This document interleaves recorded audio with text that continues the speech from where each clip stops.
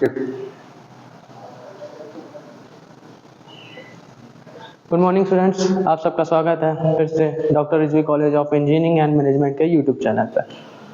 अब तक मैं आपको फाउंडेशन इंजीनियरिंग में काफ़ी चीज़ें पढ़ा चुका हूँ टरजागी एनालिसिस पे, ठीक है। तो अब टरजागी एनालिसिस पे हमने कुछ क्वेश्चन किए थे। अभी तक हमने स्ट्रिप फुटिंग पे कर चुके हैं, स्क्वायर फुटिंग पे 2 न्यूमेरिकल किए हैं। अब आते हैं सर्कुलर फुटिंग पे, फिर इसके बाद हम एक आएंगे रेक्टेंगुलर फुटिंग पे, ठीक है। तो टाइम वेस्ट ना करते हुए चलते हैं क्वेश्चन पे अपने, ठीक। क्वेश्चन है सर्कुलर फुटिंग है जिसका 2 मीटर डाया है, ठीक। डाया मतलब डायमीटर, 2 मीटर का डायमीटर है। अब आपको क्वेश्चन में दिया है फोर्स दिया है, सेफ लोड दिया है, ठीक है, और कोहेजन दिया है, पाई दिया है, और इंटेंस वो दिया है, गामा दिया है, ठीक है, सॉइल की डेंसिटी। अब इसमें आपको निकालना क्या है, डेप्थ।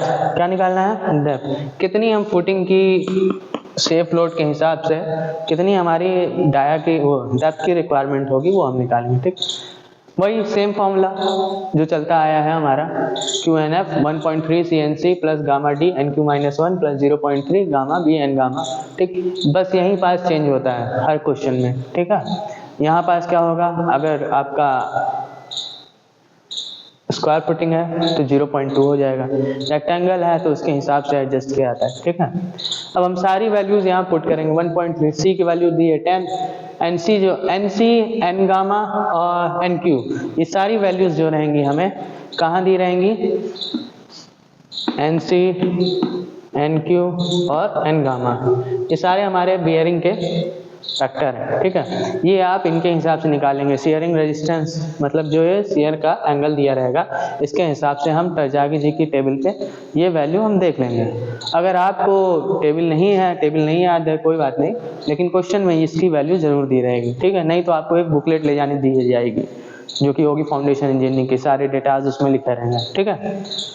तो डरने वाली बात नहीं है। अब यहाँ पास हम NC की वैल्यू रख देंगे उस टेबल के हिसाब से। फिर गामा कितना था, 18 है। अब यहाँ पास D, ये डेप्थ होता है तो हम D को D छोड़ देंगे, डेप्थ हमें पता ही नहीं, वही फाइंड करना है।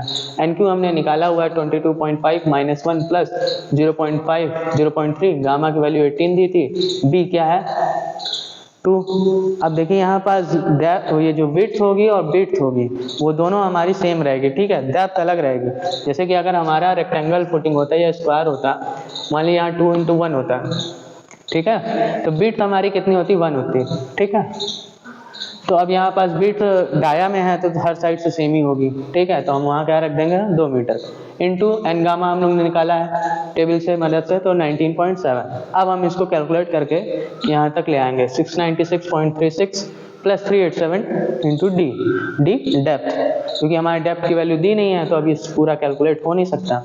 तो अब सेफ लोड पे हम चलते हैं। सेफ लोड का फॉर्मूला आपको पता ही होगा, सेफ अपॉन में FOS प्लस गामा D, ठीक है, ये निकाल लेंगे। ये हमें निकला हुआ है 696.36 अपॉन में 3 प्लस 18D, ठीक, इक्वल टू कितना आ जाएगा 232.12 प्लस 147D।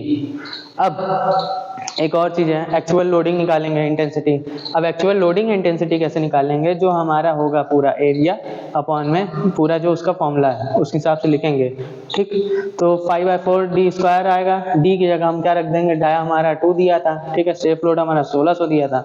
अब पर एरिया के हिसाब से हम लिखेंगे कितना हमारा आ रहा है 509.3 आ रहा है, ये क्या आ रहा है एक्चुअल लोडिंग आ रही है, ठीक है। अब यही को अगर हम फर्स्ट और सेकंड को हम क्या कर दें, मैचिंग कर देंगे, इक्वेट कर देंगे, तो हमारी D की वैल्यू आ जाएगी। ये आपको कैलकुलेट करना पड़ेगा, ठीक है।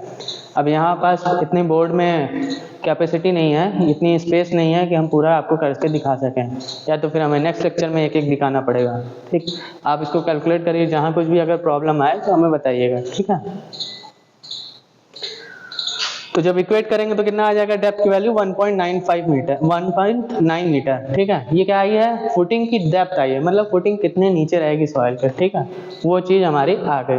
किसके हिसाब से, सेफ लोड के हिसाब से, ठीक है, सेफ लोड के हिसाब से, ना कि पूरा जो एक्चुअल लोडिंग था उसके हिसाब से, ठीक। आज के लिए इतना ही, मिलते हैं next lecture. Thank you so much.